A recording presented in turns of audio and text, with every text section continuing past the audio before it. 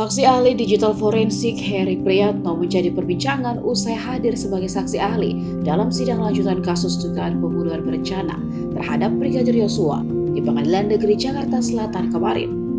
Pasalnya dari jumlah 53 rekaman CCTV yang ia terima di rumah pribadi Verdi Sambo di Jalan Saguling 3 dan rumah dinas di Kompleks Polri Duren 3 tidak dijelaskan secara menyeluruh. Hal ini menjadi sorotan dari pakar telematika Abimanyu Wahyu Widayat dalam tayangan sebuah TV nasional. Menurutnya, jika memang ahli, seharusnya Heri bisa menjelaskan hasil analisisnya di sebuah video rekaman CCTV dan bukan hanya fokus pada rekaman di kejadian krusial saja. Sebagai seorang ahli, seharusnya bisa menganalisis sebuah rekaman untuk bisa memperjelas rentetan kejadian dan mengetahui apakah ada yang dihilangkan atau tidak. Namun yang terjadi kemarin adalah ahli yang hanya menerangkan apa yang sudah diterima oleh penyidik. Abimanyu pun sampai harus melontarkan pertanyaan, di mana keahliannya jika yang dianalisis adalah rekaman yang sudah ada.